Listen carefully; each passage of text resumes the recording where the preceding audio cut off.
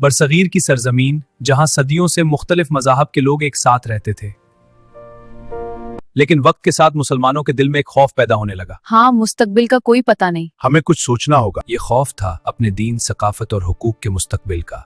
हमें बच्चों के लिए कुछ करना होगा, हम सबको मुत्तहिद होकर लड़ना होगा। इसी एहसास ने मुसलमानों में एक अलग वतन की ख्वाहिश पैदा की। सियासी जदोजहद का आगाज हुआ, जलसे और मुतालबात बढ़ने लगे। हर शहर में एक ही नारा गूंजने लगा। रहनुमाओं ने मुसलमानों के हुकूक के लिए आवाज बुलंद की। बरतानवी हुकूमत भी अब बरसगीर के मुस्तकबिल का फैसला करने पर, लेकिन जैसे जैसे आजादी करीब आई, हालात कशीदा होते गए। फिरकावाराना फसादात ने कई शहरों को अपनी लपेट में ले लिया। गलियां जो कभी पुरामन थीं, अब खौफ और बेयकीनी का मंजर बन गईं। यहां तक कि मुसलमान खानदान अपने घरों में सहम कर रहने लगे। हर दिन एक नई खबर, कहीं आग, कहीं खूनरेजी। आखिर वो लम्हा आ पहुंचा जब बरसगीर को तकसीम करने का फैसला हुआ। 1947 तारीख का एक फैसला कुन साल। एक नई सरहद खींची गई, जिसने सदियों की जमीन को दो हिस्सों में बांट दिया। कई मुसलमानों ने अपना सब कुछ छोड़कर हिजरत का फैसला किया।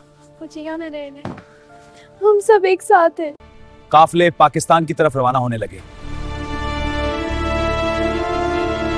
रास्ते आसान नहीं थे, हर कदम पर खतरा था।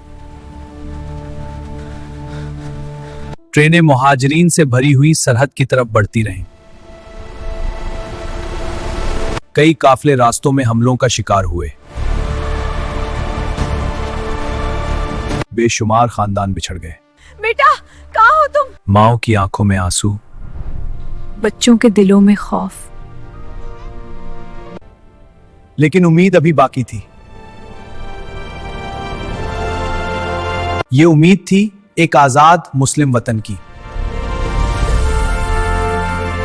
बिलाखिर वो दिन आया जब पाकिस्तान वजूद में आया। लाखों मुहाजिरीन नई सरजमीन की तरफ पहुंचने लगे।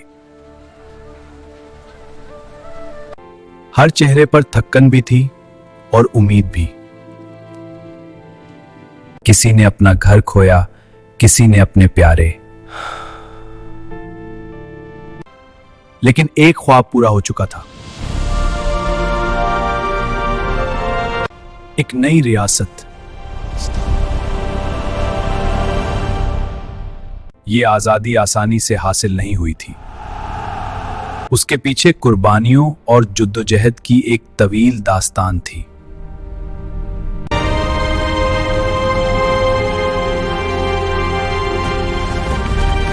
और यही दास्तान आज भी तारीख के सफ़हात में जिंदा है।